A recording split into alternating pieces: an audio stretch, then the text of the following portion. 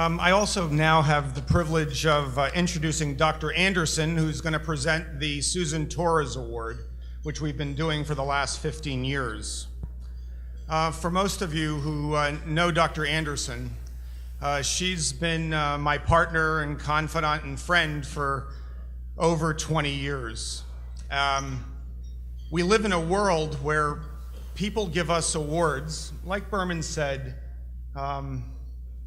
for not hurting babies, for caring for those who are the least of our brothers and sisters. We live in that crazy world.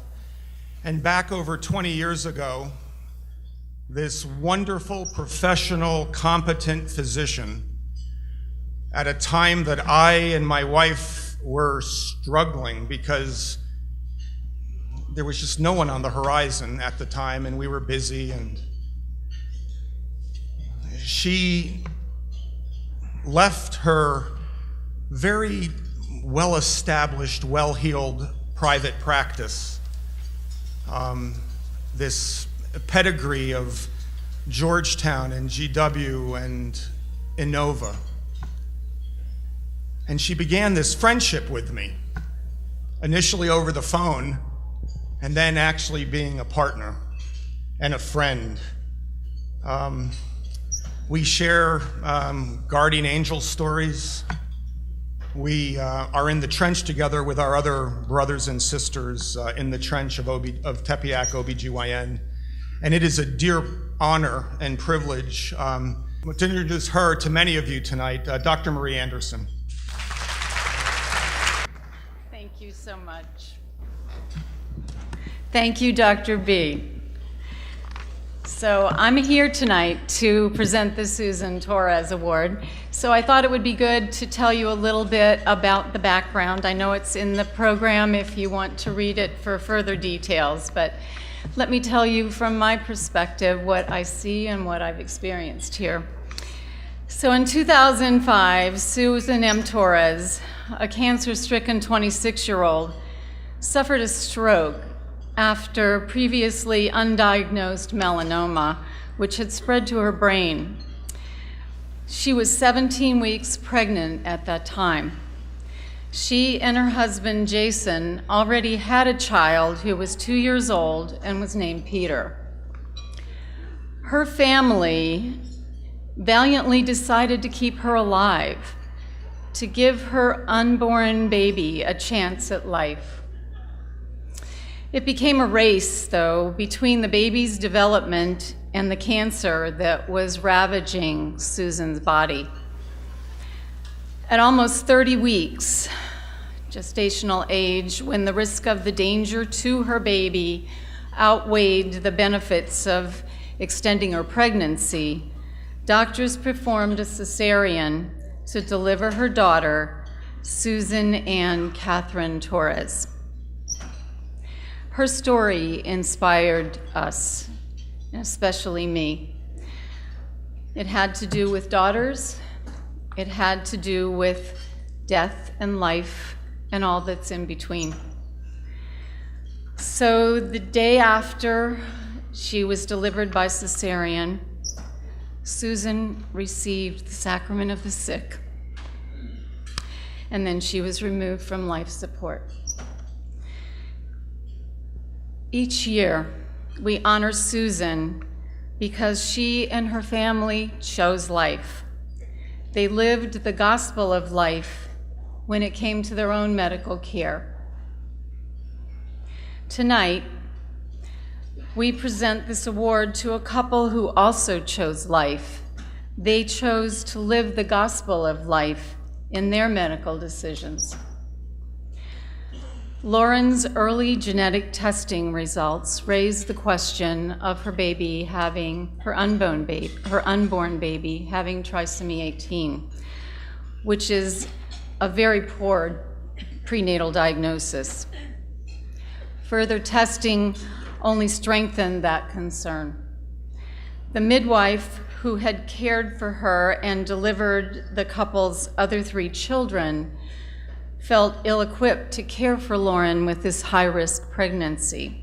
So she sent her to our Kristen Anderson Perinatal Hospice Program. I'm actually quite good friends with that midwife. We know each other from Inova Fair Oaks Hospital, and I've known her and trust her judgment immensely. So we gave Lauren and her family, Jeffrey, and their children as well, excellent medical care, and we connected them with our family of network services. These people volunteer their support, and many of them have very specialized qualities that they can bring to our program. So, in essence, we took care of Lauren so that she could take care and nurture Matthias into life. We helped Lauren and Jeffrey as they faced the challenges of being Matthias's parents. And they were amazing parents. It's not easy to be parents in any circumstance, but especially when there's illness and serious decisions to be made. They faced every difficulty with hope.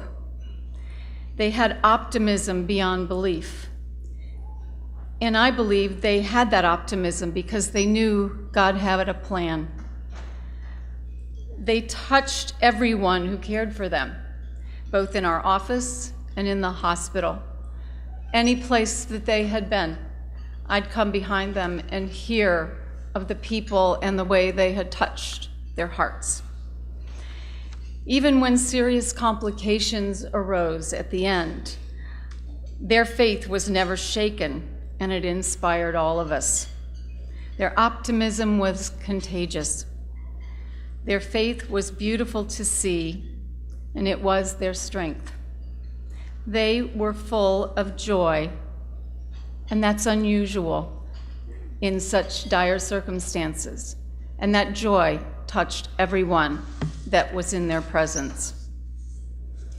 Tonight, it is my pleasure to present the Susan M. Torres Award to Lauren and Jeffrey Huang, who loved their son Matthias into this world and into eternity.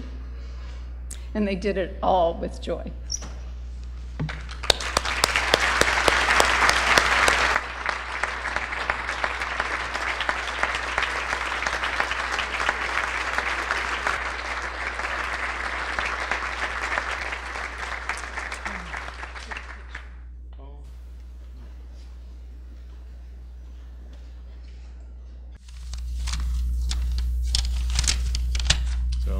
Good evening.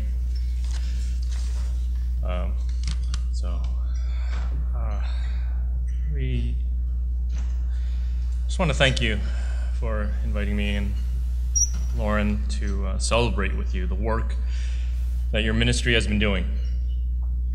We have been on the receiving end of your efforts through all the physicians and staff at Tepeyac OBGYN. Never before in all of our healthcare interactions have we seen such a depth of compassion and empathy. And I don't say this lightly, since you may not be aware, I'm a family physician myself. And I thought that I was pretty compassionate. But often sitting with Lauren in the Tepeyac office in conversations with Dr. Anderson, I would often think silently to myself, am I ever this generous with my heart and my time with my own patients? And really the honest, regrettable answer is no. So first off, I want to thank the doctors and staff at Tepeyac, those who personally cared so thoroughly and tenderly for my wife and my son. Thank you to Dr. Fisk and Dr. Pura, Dr. Shvetkovich, and especially to Dr. Anderson. You truly walked this difficult road with us, and often carrying us. So now Lauren and I want to take this opportunity to talk about our son, to rave about Matthias Chambers Tsen Huang. You have chosen to honor us this evening for bringing him into the world. And at first, we were reluctant to receive such an honor. To us, it still seems a little awkward and unnecessary to recognize parents for simply loving their own child. We never received such recognition for loving our other 3 children. You know?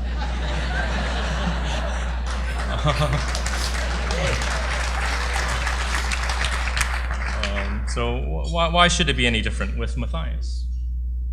But regardless of the rationale, we have decided to jump at this opportunity to talk about our son. We think of all of the birthday parties and kindergarten and elementary school graduations we have had with our other 3 children. We look forward to the proms and award ceremonies and high school and college graduations and maybe weddings that these 3 may have in the future. Then we think about how we won't have any of those with Matthias. So we figure this might be it. This might be the only time we get to speak in front of a crowd of such good-looking people and celebrate our son and acknowledge his life, that he lived, if only for a little bit. But that little bit mattered a whole lot. So welcome to Matthias's birthday party.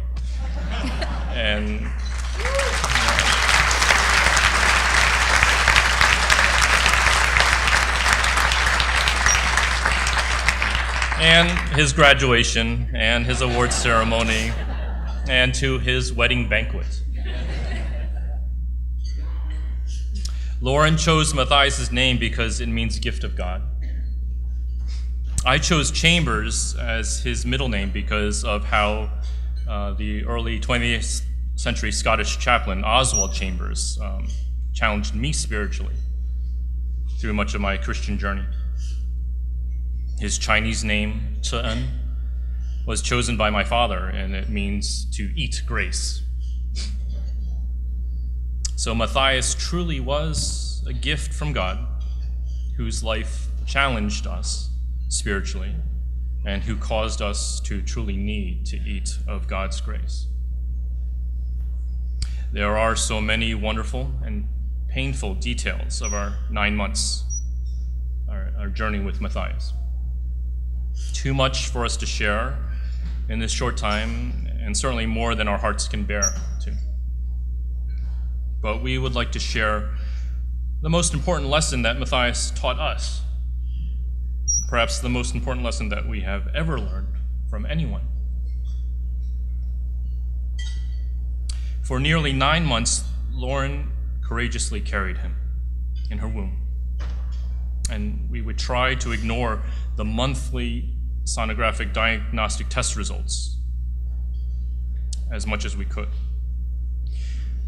We tried to simply enjoy this life that was growing and moving within her, just as we had with our other children. We read to him the usual favorites about hippos with belly buttons and loving each other to the moon and back and saying goodnight to the moon. We sang lullabies of amazing grace. Matthias was warm and comfortable and safe. We truly believe in the womb, surrounded by our children and us. We truly believe he was happy. We were a family of 6.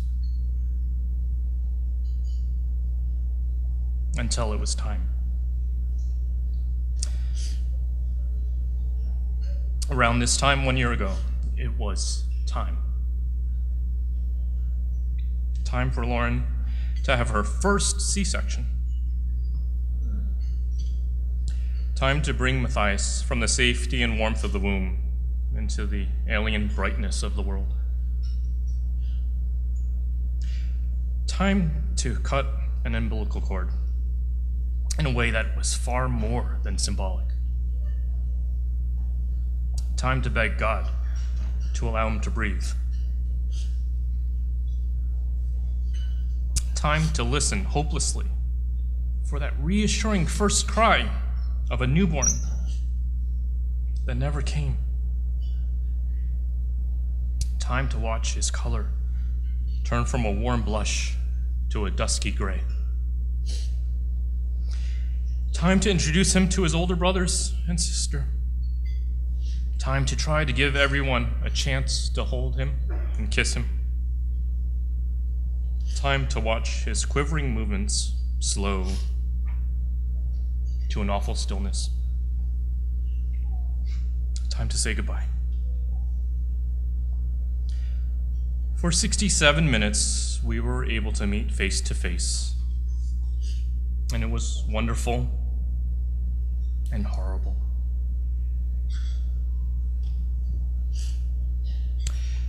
Later, after Grandma and Uncle and Aunt had mercifully taken our 3 older ones home, we were able to be alone with Matthias. We looked at his broken body, misshapen hands and feet, a much too thin chest, which held a malformed heart and weak lungs, a beautiful face that hid a mind that was too weak to initiate even one small breath. So I stared at my son's broken body, and I became angry at God. If only for a moment. I asked, how can an all-loving God cause my child to be so broken?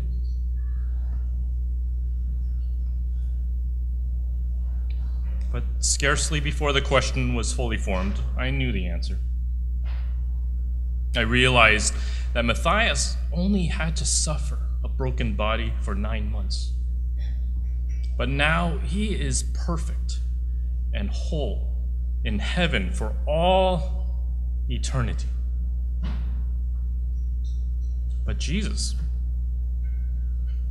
was perfect and whole, but chose to come down to earth and be broken, to suffer and carry the scars of Matthias' brokenness for all eternity. And not only for Matthias.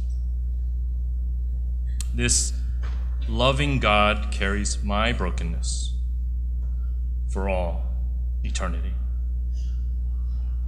So this realization of the depth of God's love is what Matthias has taught us.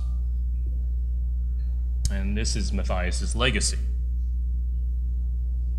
So thank you for allowing us to share his legacy with you.